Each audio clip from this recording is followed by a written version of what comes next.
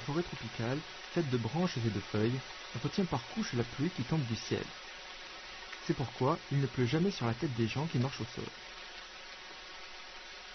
Ici, près de 90% des précipitations tombent pendant la saison des pluies. Ce qui distingue cet endroit des autres régions de Chine, c'est qu'il n'y a que deux saisons, la saison humide et la saison sèche. Sous la pluie, une fourmi rouge cherche à revenir chez elle depuis les berges de la rivière.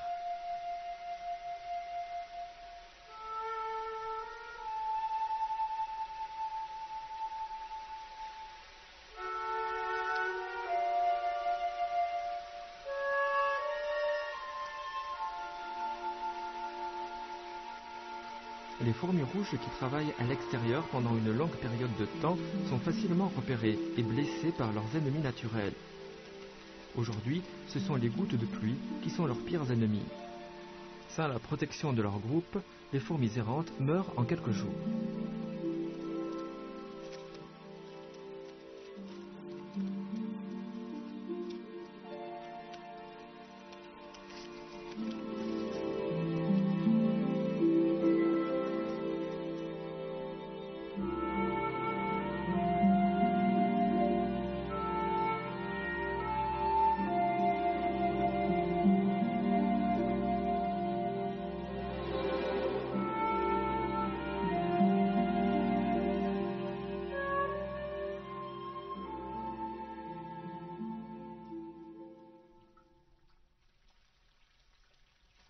Après une longue évolution, la plupart des feuilles des arbres de la forêt tropicale sont longues et étroites. Ainsi, elles peuvent drainer l'eau de pluie tout en évitant de pourrir.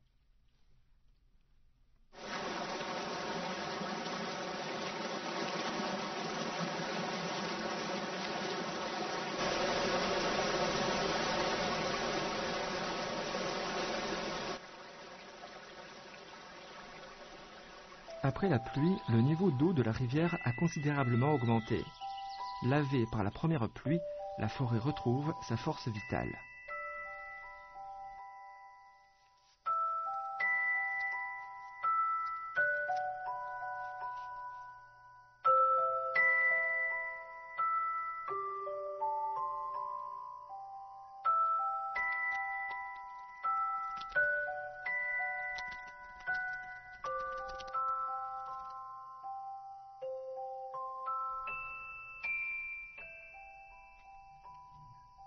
Au fond de la forêt tropicale, il y a des champignons et des micro-organismes partout.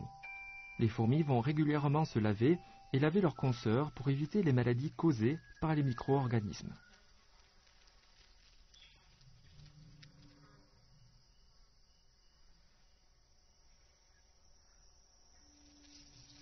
Sur le chemin du retour à la maison, les fourmis rouges voient quelque chose d'extraordinaire. Les termites ouvrières font leurs adieux à celles qui vont s'envoler au nom de l'amour. Ce sont des termites mâles et femelles dotés d'ailes et qui ont la lourde responsabilité d'assurer la reproduction de l'espèce.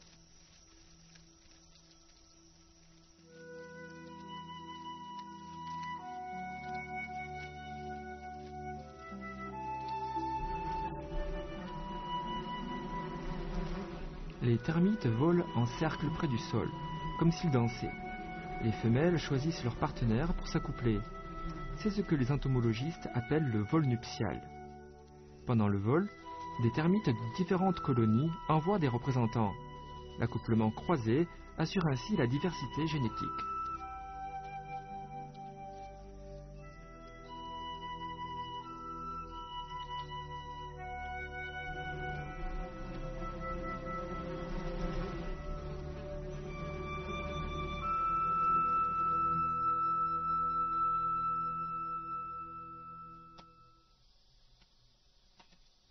Dans une vie de termite, l'accouplement est un moment merveilleux. Mais les termites peuvent aussi servir de banquet pour les prédateurs, et en tout premier chef, des grenouilles à lunettes.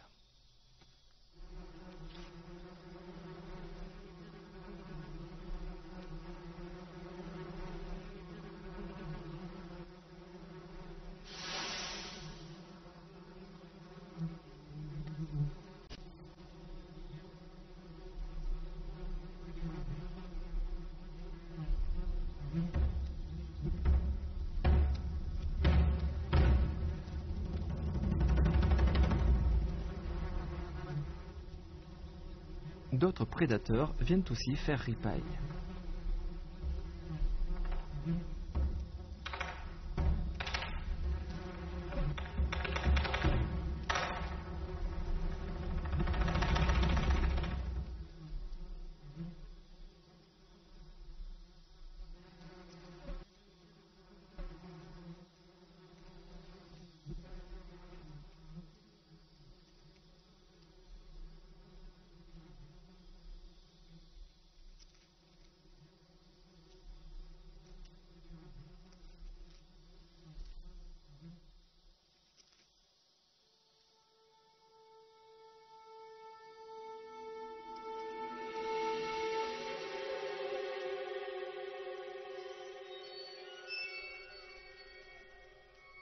Ce termite femelle n'est pas parvenu à se trouver un mâle.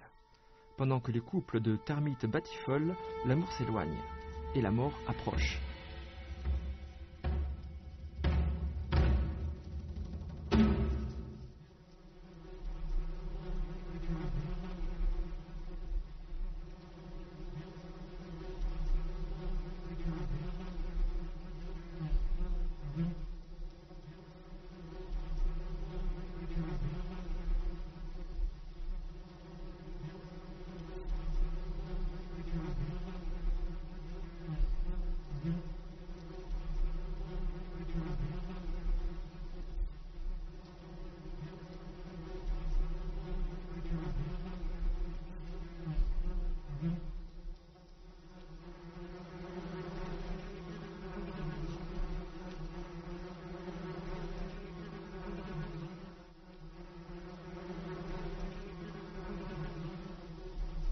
Des prédateurs se disputent parfois entre eux.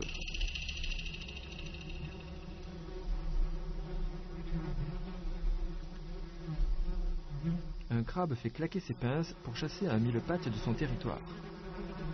Devant les pinces acérées et la carapace dure, la mille-pattes ne peut rien faire d'autre que de battre en retraite.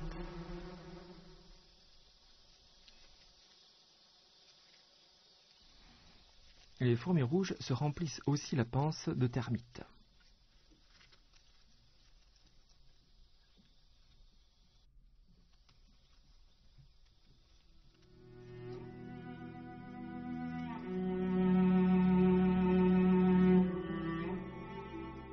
Des centaines de milliers de termites participant à la cérémonie, seuls quelques-uns s'en sortent vivants. Les autres meurent, épuisés d'avoir trop donné d'amour. Mais les quelques chanceux qui survivent sont capables d'engendrer des millions de termites en 1 ou 2 mois. Dans la nature, de nombreuses espèces comptent en effet sur leur nombre pour survivre.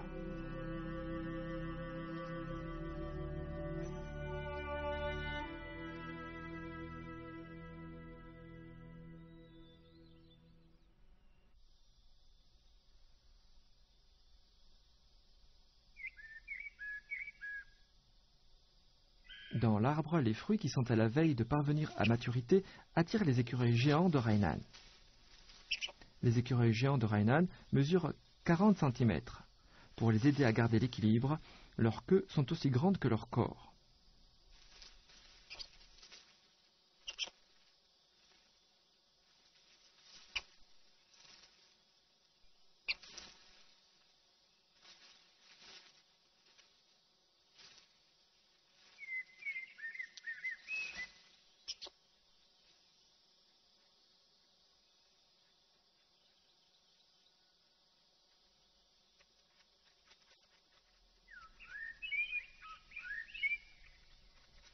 Après s'être délectés de fruits, les écureuils géants laissent tomber les noyaux au sol. Ce geste involontaire aide les arbres puisqu'il permet aux graines de se disperser.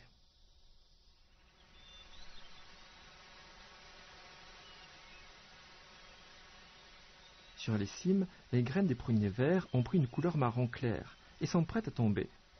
Pendant la saison de l'ensemencement, un arbre adulte répand des dizaines de milliers de graines.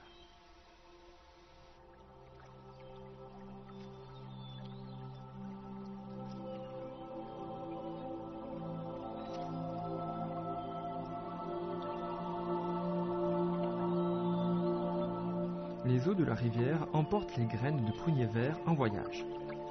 Le voyage de la vie commence ici.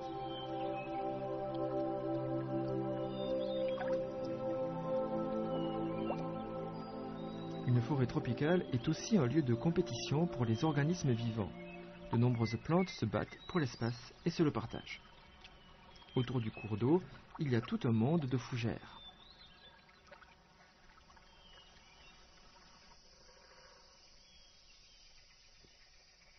Sur le sol humide, les champignons poussent rapidement pendant la saison des pluies.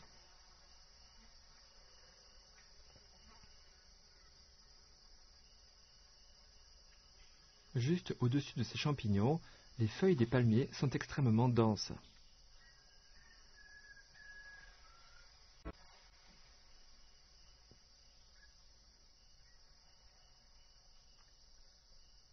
Alors que sous les couronnes des arbres, des plantes grimpantes poussent et se faufilent parmi les autres plantes, de nombreuses plantes épiphytes poussent en effet sous plusieurs couches de végétation.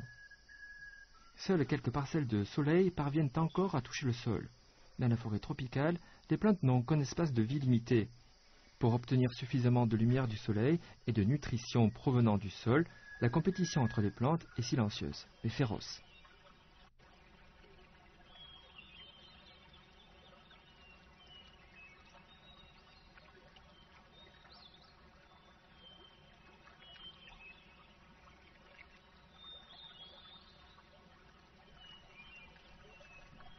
Une graine de prunier vert est transportée au fil de l'eau.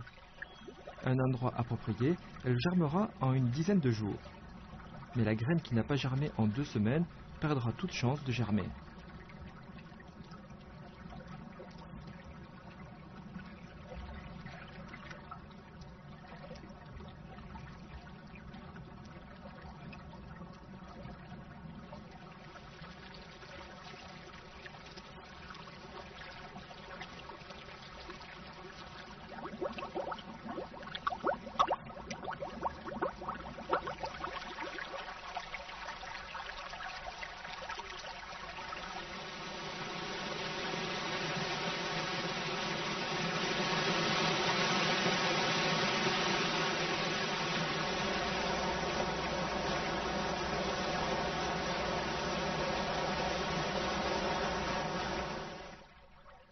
Une graine de prunier vert est jetée sur la rive.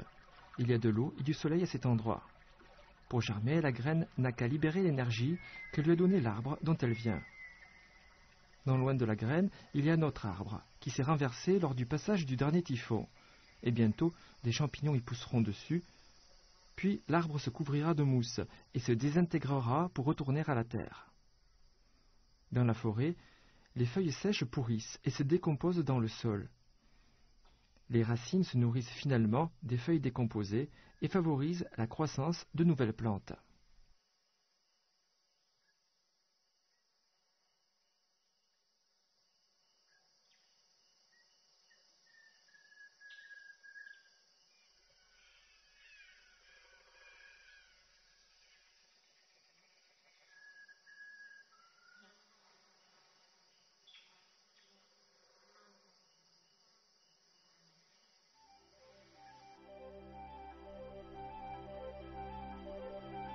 Plusieurs jours plus tard, les jeunes pousses de prunier vert prennent racine.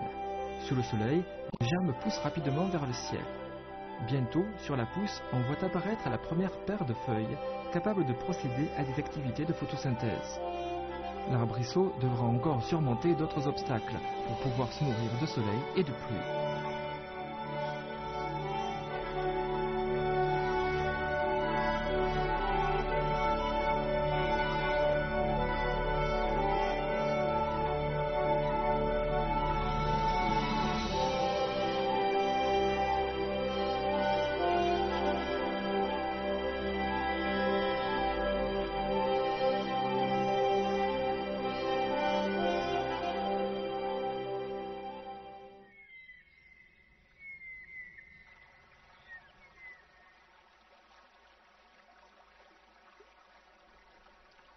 L'après-midi, c'est la récréation dans la forêt tropicale.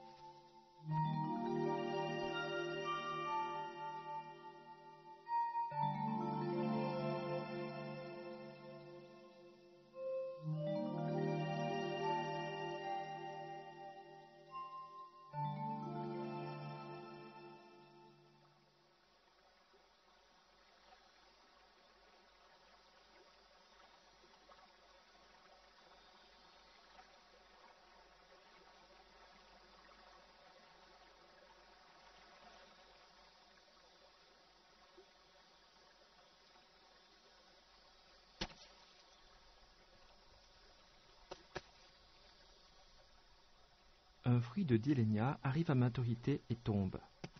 La graine est enveloppée de pulpe sucrée. C'est juteux et délicieux.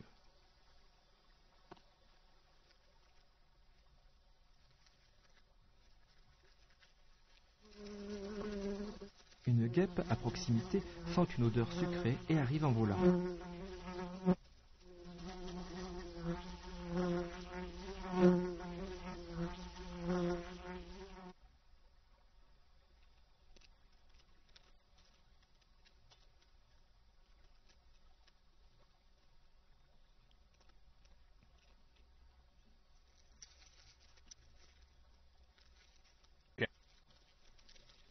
La guêpe suce avidement le jus répandu sur le tronc.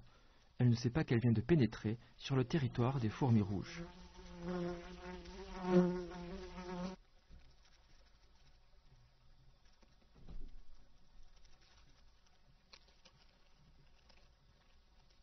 De nombreuses fourmis rouges découvrent l'intruse et envoient un signal à leurs camarades.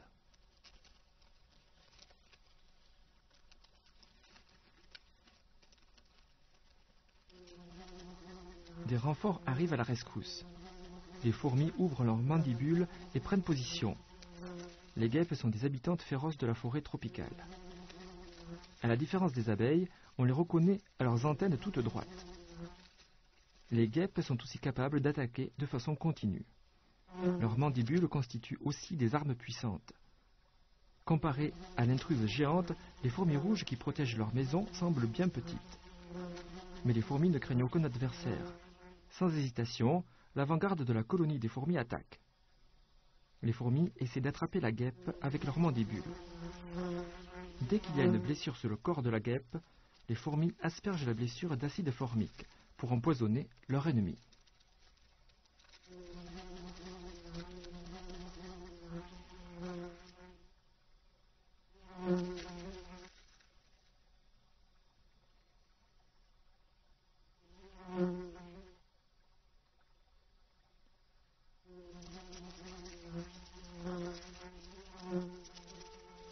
La guêpe est agacée et mord l'une des fourmis. Une fourmi seule est toujours vulnérable.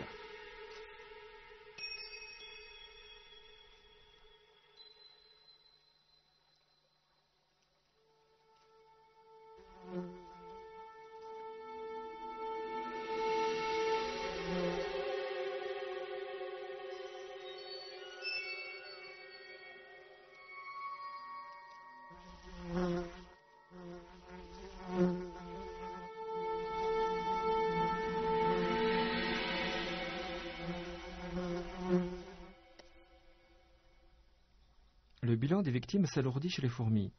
Mais avant de mourir, elles libèrent une grande quantité de phéromones pour informer leurs congénères de leur mort.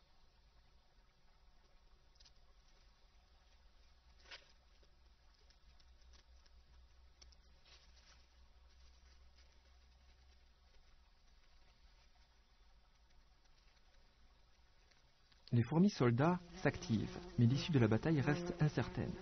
La guêpe a toujours un avantage important, mais la colonie de fourmis ne semble pas vouloir abandonner.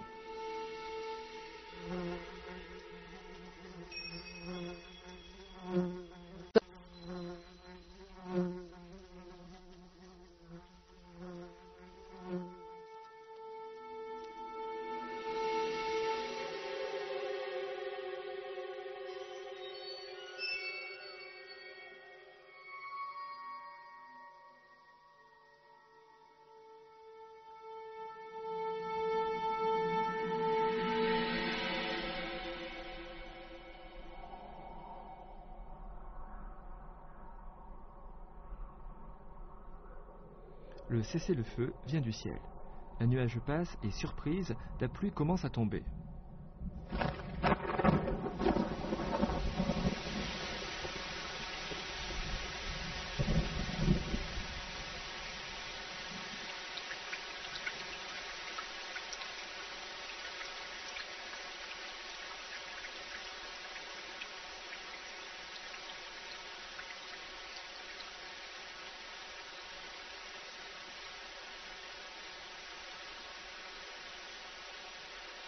La colonie de fourmis se replie. Les fourmis doivent trouver un refuge pour se protéger de la pluie. Contrairement aux petites fourmis, l'écureuil de Rheinland, sous la pluie, peut continuer à s'empiffrer. Même la pluie ne parvient pas à lui couper l'appétit. Quant à la guêpe, elle n'est plus dérangée par les fourmis, et le jus sucré attire toute son attention.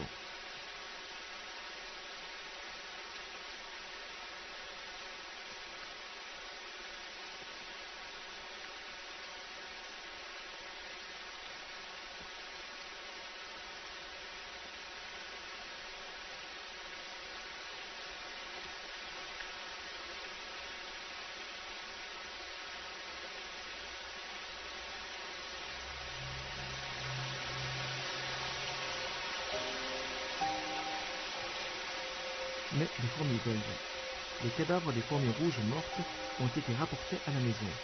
On placera les dépouilles dans un endroit spécial dans la fourmilière. Elles y reposeront pour l'éternité.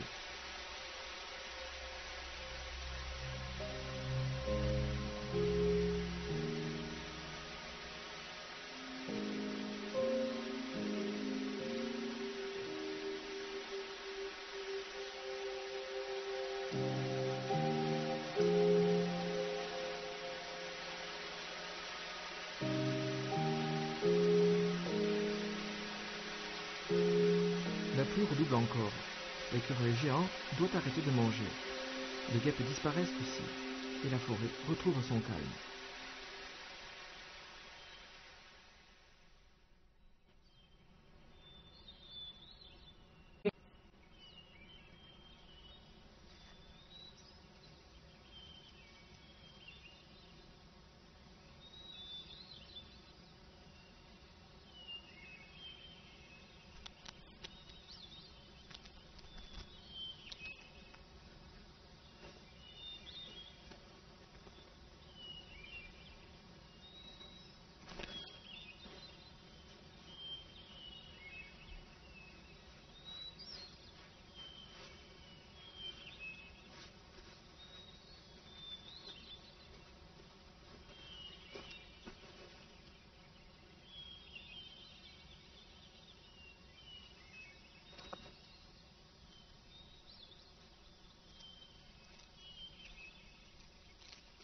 La pluie cesse.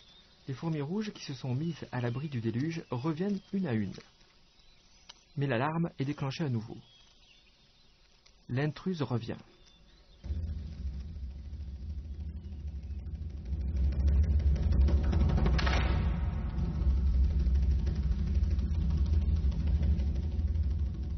Les fourmis rouges s'organisent soigneusement et attaquent à toute allure. Ce sera la bataille décisive.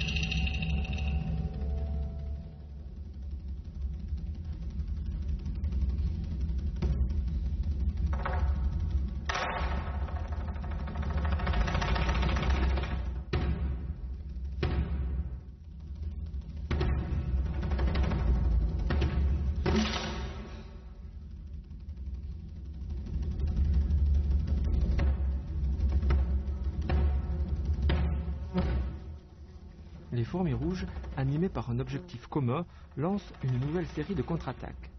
Le corps de la guêpe a été trempé par la pluie. La guêpe est donc moins agile qu'avant. Et elle bat continuellement des ailes pour se débarrasser de l'eau qui les recouvre. Sa gourmandise l'a plongée dans une situation dangereuse.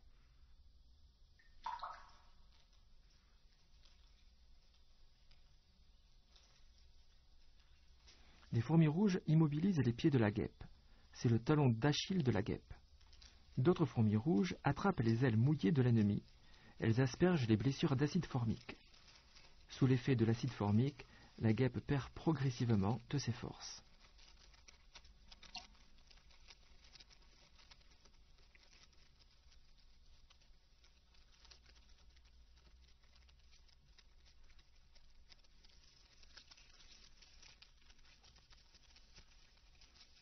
Grâce à leur travail d'équipe, les petites fourmis ont finalement eu raison de leur ennemie géante.